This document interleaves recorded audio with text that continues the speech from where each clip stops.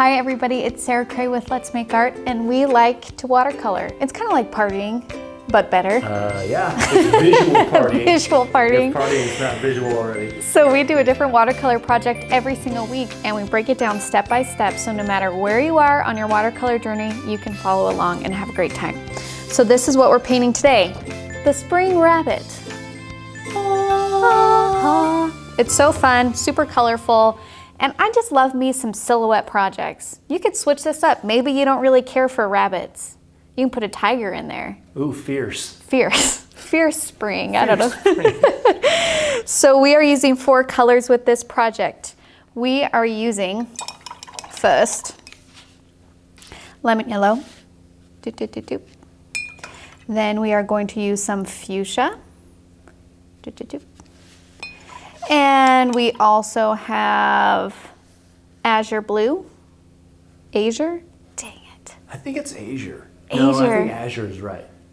I think it is. Oh, I can't remember. Gosh, somebody got so mad at me that I didn't know how to pronounce that. Well, they probably have been painting more often and they're calm. They're a lot more calm. They probably don't have a professional business.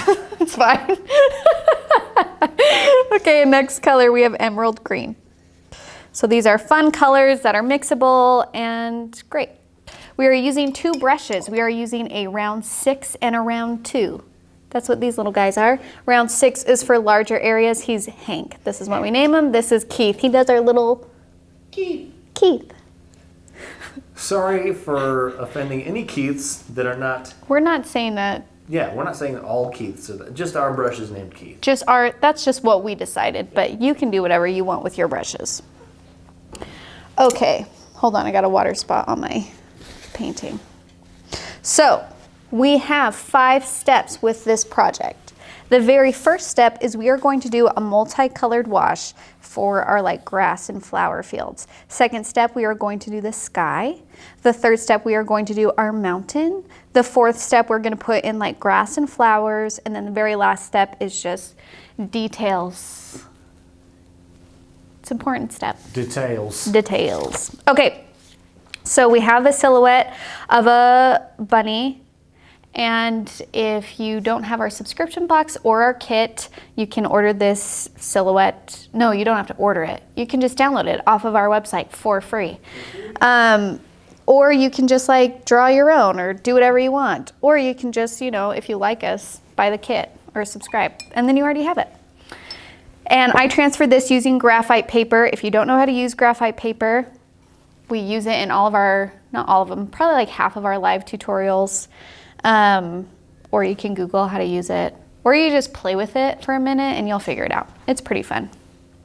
So, Keenan, you ready? I'm ready. Let's go. Sorry, I was just getting the camera a skosh closer. Oh, that's okay. Since your left hand sometimes.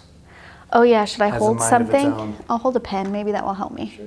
Okay, so we're gonna put in our floral field wash first. Now there's a couple things I want you guys to keep in mind before we do this. The first thing is that this is essentially going to be like a field that has pockets of different colors for flowers. You know how in long fields there's a yellow section when there's a bunch of yellow flowers and a purple. So that's essentially what we're trying to emulate here. But you want to make sure that you keep your washes light and not too heavy. If you go too dark with the color, then when we try and do the last step of putting in these flowers and these grass things in the front, we're not gonna be able to see it. Because this is watercolor, it's transparent, you see layers. So if you start off super hard and powerful at first and it's not very light, it's gonna be hard to see those details at the end. So make sure you have a good amount of water in with your mixture to get those light values. So I'm gonna grab some water, hit it off the side of the cup a couple of times so I don't have too much. I'm gonna grab a little bit of green. And if you're like me and you think that green straight out of the bottle is just too green, grab a little bit of yellow. That's what I like to do. And you can mix your green with a little bit of blue, or if you want to brown it down a little bit, as in it's just way too saturated and you wanna kinda neutralize that green, grab a little bit of pink. See how it turned that really wonderful brown color? Do they see my palette? Yeah, they do. Yeah. So this Personal preference, whatever you want, whatever kind of green you want, just make it customizable to you. So I'm gonna start off kind of on the bottom. Now keep in mind that my field is gonna end about right here. So if you need to draw that in so you don't forget, feel free to. I'm just gonna like trust myself and go for it. Dangerous? Maybe. I like to live on the edge though. Ooh, it's yes. back. It's been a while. It's been a while, but I'm bringing it back. Okay, so I'm gonna put in my green, and then what I like to do is I'm going to add a little bit of water, start kind of swishing it and blending it around. Now you can see here I'm using horizontal brush strokes, and the reason for that is because land, we would read it as horizontal. So we're trying to think of it as planes that are going across that we're seeing over. If I go up and down with my brush strokes and do vertical brush strokes, then that is going to confuse our eye as to what we're seeing, because the ground reads as it's going horizontal, right? So that's what we're trying to emulate. I'm also leaving little white spaces kind of in the front here a little bit. And then let's throw in some yellow. And if you want to warm up your yellow, if you're yellow, you're just like, I just wish it was kind of more of an orangey yellow or just had a little bit of warmth to it. Guess what? Grab that fuchsia, bring it over to the yellow, and now you have this really gorgeous golden yellow.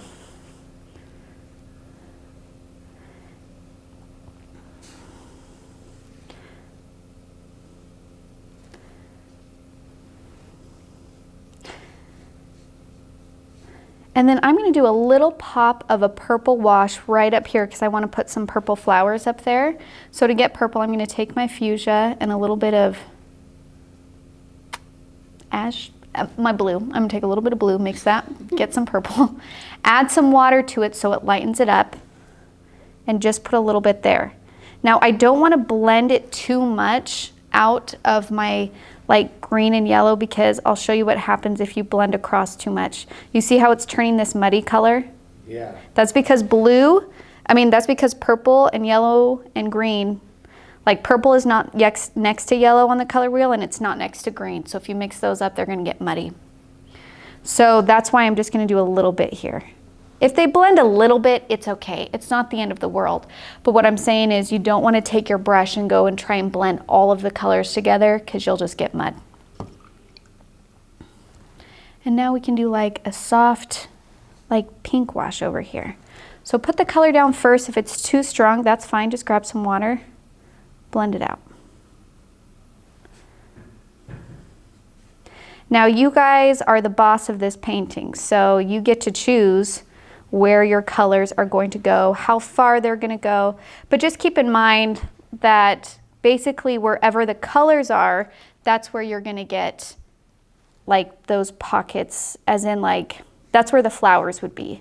And where there's just green, that's just where like grass is. So you can do some here and there, blend it out. It doesn't have to be perfect because we are going to go over it with some details. This is such a fun spring project. Isn't it just happy? It makes me so happy.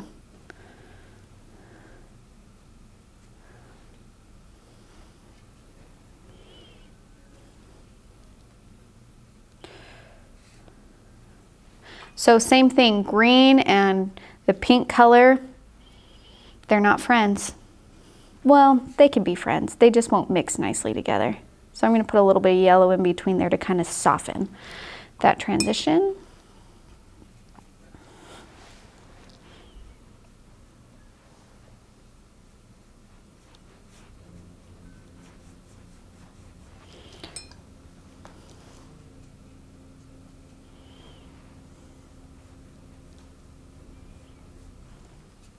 And just kind of keep on going, adding colors as you go.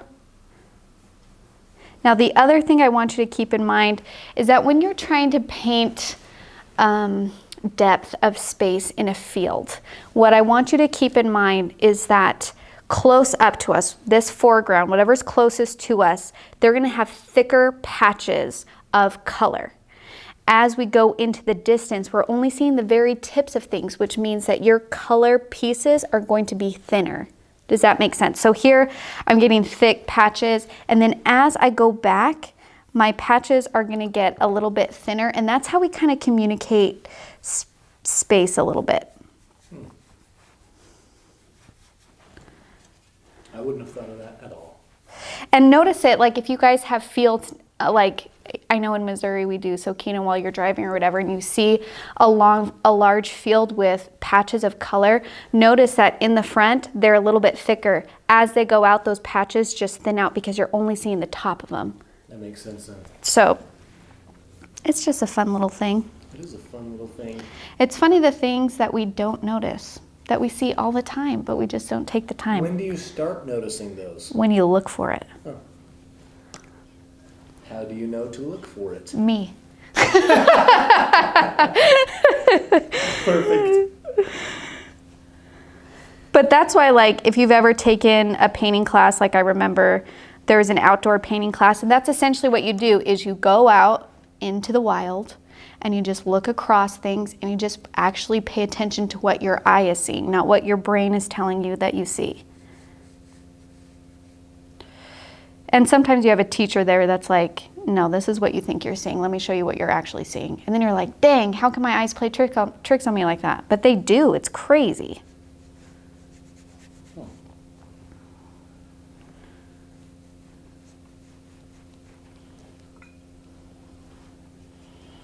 I'm so happy already.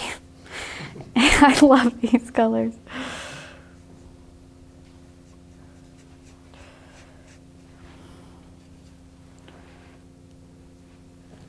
I'm also going to let my colors get a little bit lighter. So, I mean, I know I said to focus on being light this entire time, but if you are able to, try and make it so even your green washes and your pink washes and your yellow washes up at this top here are slightly lighter than the ones on the bottom. See how I have bits of strong color here? I don't want to go too crazy with that in the back because in order to communicate that things go far away, they're going to fade out a little bit. It's a little bit of that atmospheric perspective that we've talked about in previous tutorials.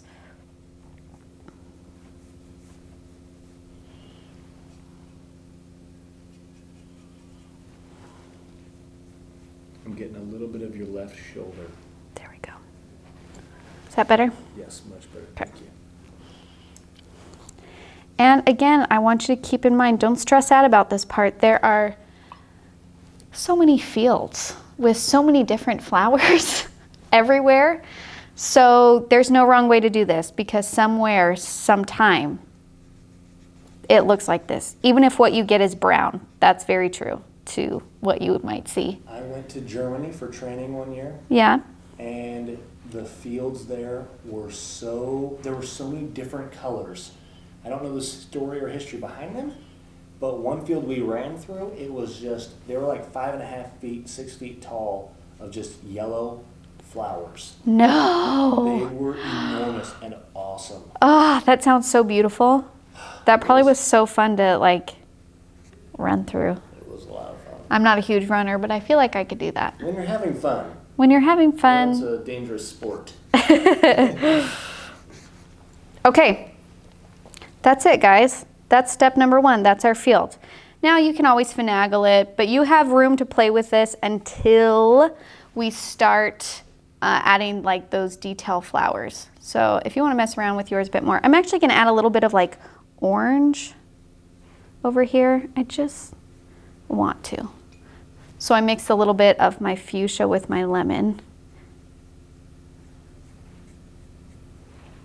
Now, if you have more of the pink than the yellow, that's going to make an orange. If you have more of the yellow than the pink, then that's going to make a really warm yellow. So you can use both colors, both mixes to make different colors. Okay, good job, you guys. Now we're going to move on to our sky. So our sky needs to be done quickly, and we've used this technique in a few different tutorials, but what we're going to do is we're going to lay down our blue color, and then we're going to lift up the color using a paper towel to make our clouds. So go ahead, grab your paintbrush. I'm going to use my round 6 still. I'm going to grab some blue, and starting right here at the top of the bunny, I'm going to add in my blue. And then I'm just going to use water to spread that color out. Now, in this project, you've got to work quick. If you want your clouds to be seen, you gotta be like so fast, like so crazy fast. And you might go outside the outlines like I just did, but guess what? I don't even care. I'm not mad. Nobody even knows it. Just gotta keep on going. And you don't have to worry about the mountains too much because we're gonna paint over them anyway. Okay, now while it's still wet, take your paper towel and lift up. Soak up that color for that cloud. And you can do as many clouds as you want in whatever shape you want. This is your painting. Now another thing that you can do that I think is really fun if you want to pronounce your clouds a little bit more is after you lifted up that blue for the cloud, you can pick up more blue and go around the edge of that cloud shape that you made with your paper towel. And maybe you can shape it a little bit more if you want. And then blend it out. So after I put in my color, I'm gonna just wet my brush and smear it. So it's not a strong outline, but it just gives a little bit more color to the surrounding areas, which is gonna make your clouds stand out more. Maybe you only do that with one cloud. Totally up to you. But just play with it. Ooh, that looks like layers of clouds. I don't know what I did there, but oh yeah. Cool. That looks great. And now we are gonna wait for it to dry before we add our mountain, which is step 3. Okay, we are moving on to what step are we on? 3. We're doing the mountain. Now really quick, I took a second to let this dry and this ear is looking a little wonky, which isn't the worst thing in the world because rabbit ears are wonky, I think. So I'm just gonna reshape it. So I'm just going to take my blue and just kind of shape the ear however I want the shape to be. I'm just gonna round it out a bit more. Now it has created an outline. That's okay. I'm just going to take my moist brush after I rinsed it and blend out. Because you don't want a strong outline on many things. And just keep on blending until that line kind of goes away. Okay, great. Now I like the shape of my ears. So we're gonna move on to our mountain. Now for our mountain, I'm making a purpley color. So I'm gonna take my fuchsia, I'm gonna take my blue, I'm gonna mix those till I get this really nice dark purple. Now you can make this mountain whatever color you want it to be, it's your painting. I'm gonna add a little bit more blue in there because I want a purple mountain, but I want it like a blue purple, not a pink purple. It's like a brooding color. Yeah, it's like moody. Yeah, moody. Yeah. And if you ever want to tone it down to where if you're like, man, this purple is just so bright, I don't want to add more blue, I don't want to add more pink, it's just so saturated, you just add the colors complement and that will tone it down. So for purple, the colors complement is yellow. So you can take a little bit of the yellow, you're going to mix that in there and it's going to the more you add, the more muddy and black and brown and kind of gross, but it's so helpful to know that because it automatically tones down that color, which I really like, and it's super helpful to know that information. So you can make this mountain however shape you want. You don't even have to put one in if you don't want to, but I'm just gonna kind of make up a little mountain line here, and then I'm just gonna blend it out. Now this color is reading really purple to me. I want to tone that down. So I'm going to grab a little bit of yellow. Sarah, do you think you would move your water bottle? Yep. To the outside of the table? Yep. Thank you very much. You're welcome. So I added the yellow and what that did is it totally toned down that purple, right? But it kind of turned it into a gray.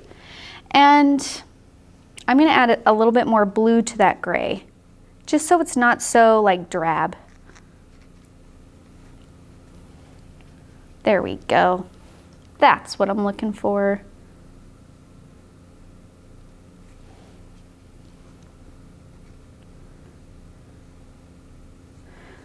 So I'm just kind of blending out.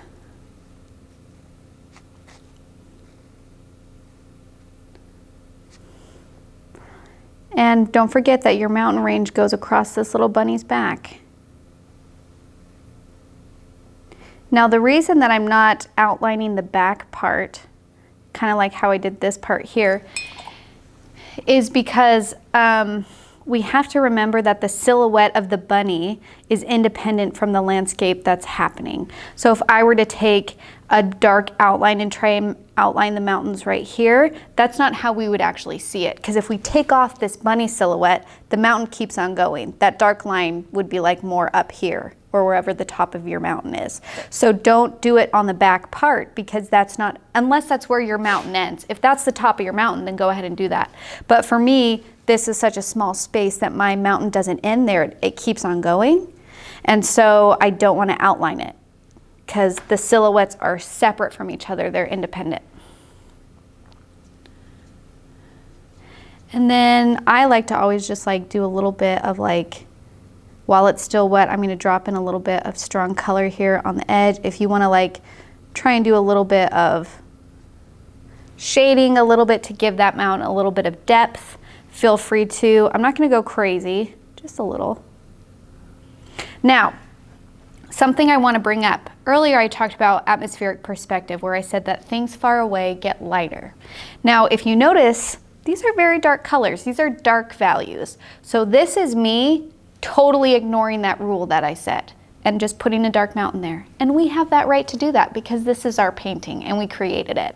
So if that bothers you, then you don't have to do that.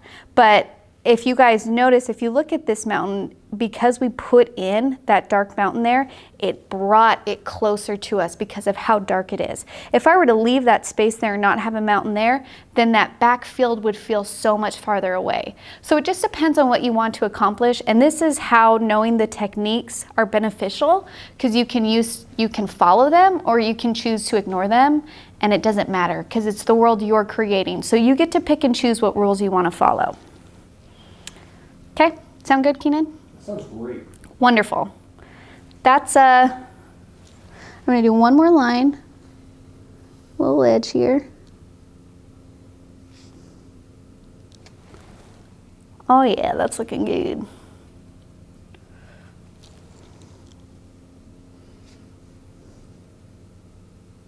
It'd be cool if someone did this one as like a snowy tundra. Yeah. That'd be so sweet. That would be cool. And did like salt work in there? Yeah. Kind of like winter snowstorm meets spring rabbit. Would you still do a rabbit silhouette, you think? What would you do, Keenan? You can do like a... I would leave the rabbit because the rabbit makes it feel like spring's on its way. We're in Missouri. It snowed like this last weekend. It did. It really did. So, I mean, leave the rabbit. It makes it feel springy. It does. I'm happy. Okay, that's step 3, you guys. We are sailing through this painting. You guys are doing awesome. Just hopping along. We're just yes, came it. Okay, so now we're going to move on to step 4, where we're going to start to put in our flowers and our grass. Now we're mainly going to do that on the foreground because it's that same idea. Things that are close to us, we're going to see the details of. So we are going to see the flowers and the pieces of grass in the foreground. Are we going to see the individual flowers in the foreground? No, because they're super far away from us, so we wouldn't be able to see them. But also you can break whatever rules you want because this is your painting. So I'm going to start with the green. I'm going to switch to my round 2. I'm going to grab a little bit green, and I want to tone down my green just a little, so I'm going to grab a little bit of that pink. And that's how you can also get, excuse me, that's how you can also get like a dark green or like a brown green, is you add that pink color to it, and it's just going to keep darkening it. Look how brown that is now. It's so good. Okay, so I'm going to take this green and I'm going to start doing little grass wisp textures. So the ones in the foreground are going to be tallest.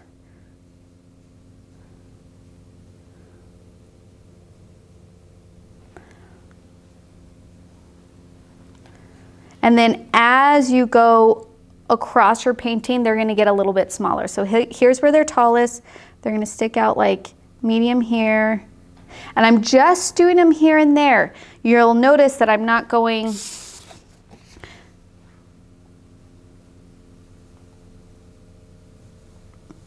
across the entire painting.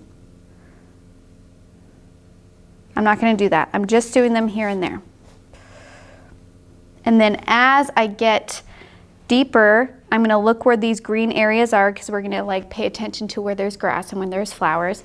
And eventually my green grass lines are just going to be almost like, they're going to get really thin, like just like almost horizontal lines totally. And that's just for a little variation in texture.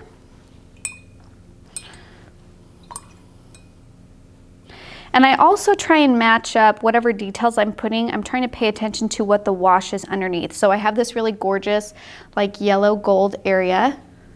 So the wisps that I'm gonna do there are gonna be more yellow. Or maybe you have yellow flowers there, totally up to you. But kind of like pay attention to where you're putting these detail lines and what is underneath it. So like when I do these fields back here, I'll do yellow.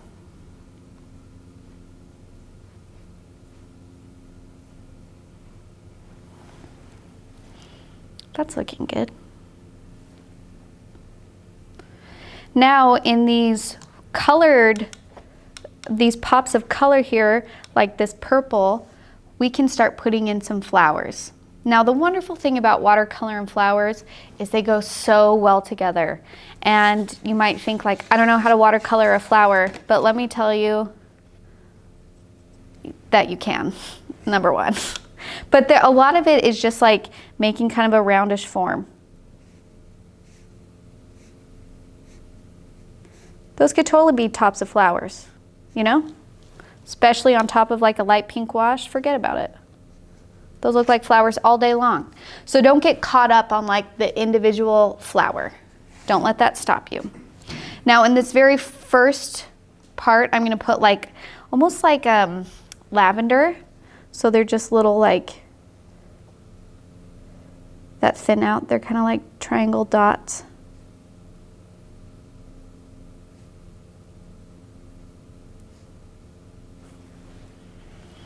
And put some stems. Connect those little guys. I've seen those in the wilderness. Yeah? Oh yeah.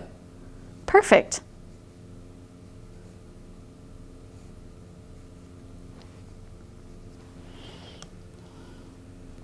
Now for this like pink orange color over here,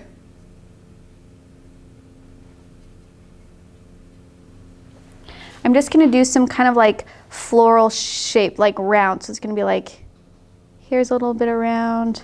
It's okay if they overlap. You can see I'm kind of getting into my green over here. That's okay. You're gonna get some stragglers.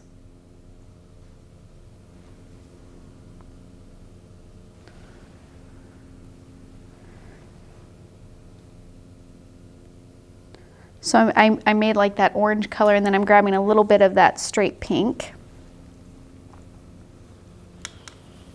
Over here, I'm gonna use more of the straight pink.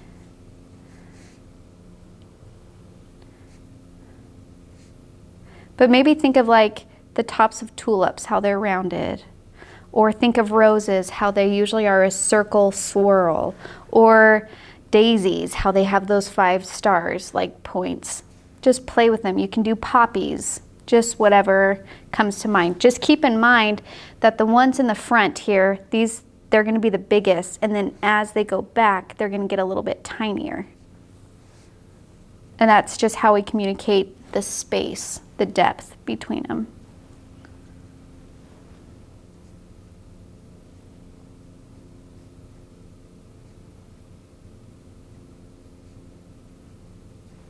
Now another thing that I like to do is when I feel like the details that I'm adding are too strong for the background, as in they stick out too much, is I will take a damp brush and just softly blend some of them out. So I still have that sharpness, but it isn't so stark. it softens them a little bit. So it feels a little bit more natural, like there's layers going on, where they're so close together that they bleed into each other.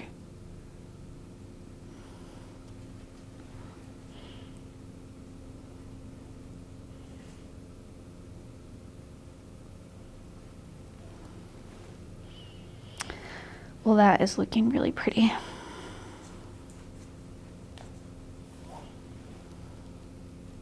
Now in these back ones back here, because they're far away and we don't want to go too much into detail, I'm just going to probably do a couple dark lines here, because we wouldn't see, it's that same idea. We're just seeing the tips of them. We're just seeing the very tops over space.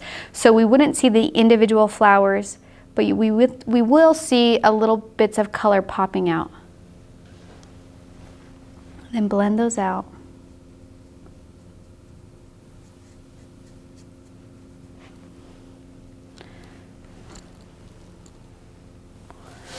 Grab a little bit more yellow, because I'm going to put in some yellow flowers in here. So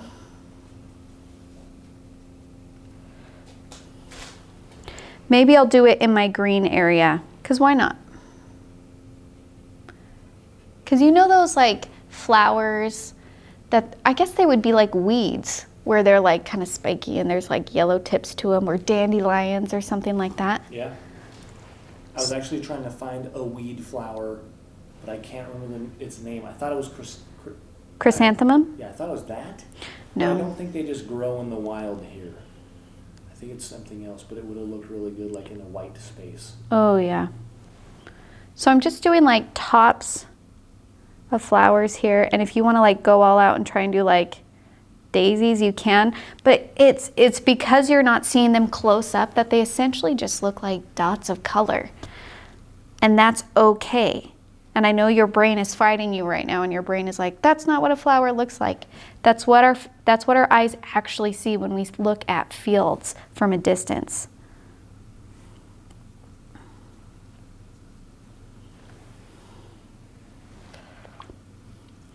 And I just want to add a little bit of purple over here. I know I have it up here, and I know I don't have a purple wash, but this is a light enough area that I feel like I can add a little bit of purple and blend it out, and it won't get muddy. And I just feel like doing it, so I'm going to do it.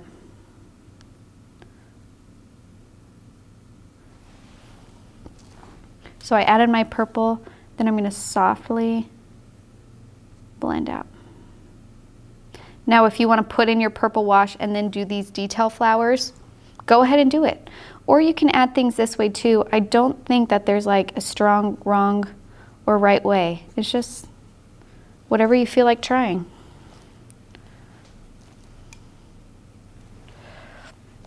And you just kind of keep on going until you feel like it's done. That's looking good. I want a little bit more detail area right here because I feel like this area is feeling a little bare. So I'm going to grab my green again and just do a couple little wisps.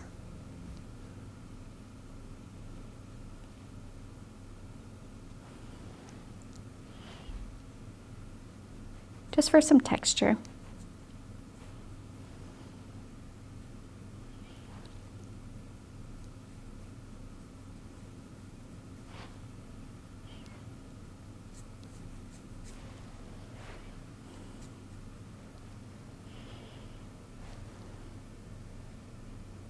Okay, that's it for step 4. Now step 5 and step 4 are really similar, but I'm separating these steps because I really want you to take a second and stand back from your painting and see if there are any spaces that are just feeling empty. So do it. Take a step back, look at it, see where you can maybe put more color or more flowers or grass texture or play with your mountains. For me, I want a little bit stronger color in my grass in the front. Not the wispies, but in the wash, just a little bit. Because I feel like my grass is standing out a lot compared to my wash. So I'm just going to introduce a little bit of green behind it and blend that out. Now that might blend out your detail grass, and that's not the end of the world. Just when it dries, go back and put it back in if you want it sharp. Or you can just like let it be, and it's not a big deal.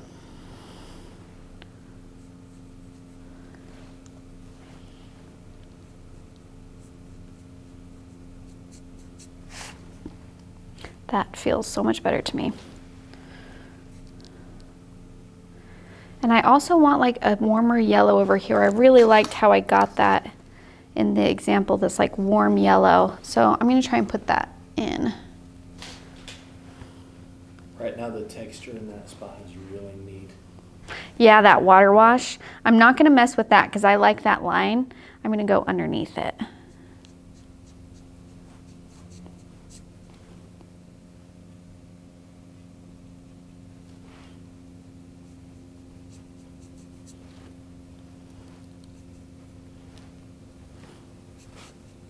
What if someone put a horse in theirs? That'd be so cool. That would be cool. I'm trying to think of how, because this is where when you're playing with space in long distances, you have to think of proportions, right? So if I put a horse in the foreground, it would be too big. It wouldn't fit in the silhouette. Maybe you can put like a nose right here. If you were to put it in the foreground, it would be like back here, and it would be like, I don't know, you would have to mess with it to make sure your proportions were correct. It's a little bit funny. I will not pretend to know how to do that. If I were to do it, I would probably put it, because when you're having something stand up in a space, you want it to cross that horizon line to give it a little bit of depth. I would probably end up putting it over here so it crosses that horizon line, and I would probably like make it like that tall, like just right there. That proportion feels maybe even smaller, because then you have to look at the scale of the mountain. See, all of these things you have to consider. Keenan, you thought it would be so simple. I was just throwing a horse in there. He's like, can't we just throw a horse in there? I just get a sticker and throw it in.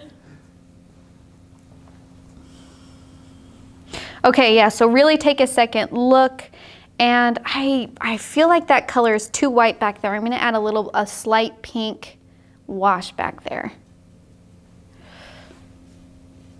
But I'm trying not to mess with that green wash too much because I like that texture, but just add a little pop of pink.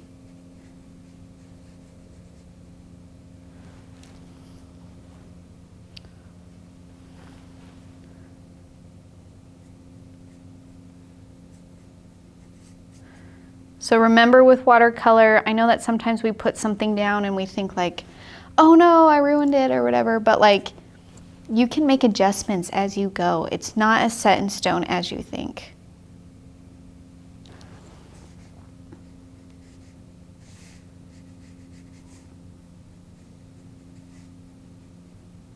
And if you want to put a little bit of green where these flowers are, you can. There would be grass and stems intermixed, so you can totally do that too.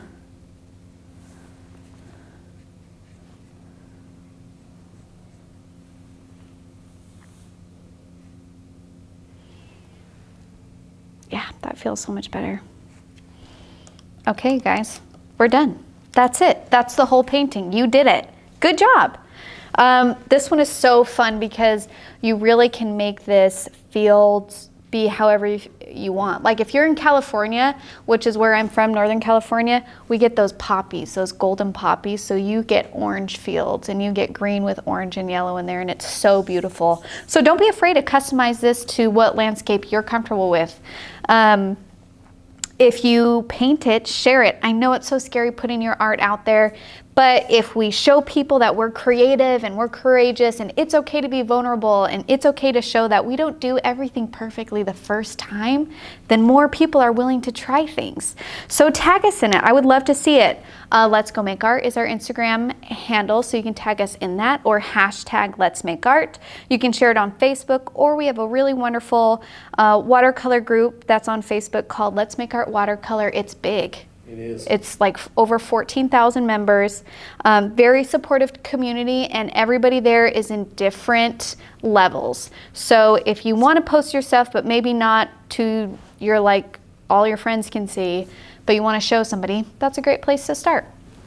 If you need any of these supplies, paintbrushes, pans, paints, kits, whatever, letsmakeart.com. We've got you covered. We list everything we use. So take a look. I think that's all I need to say. Good job, you guys. Bye.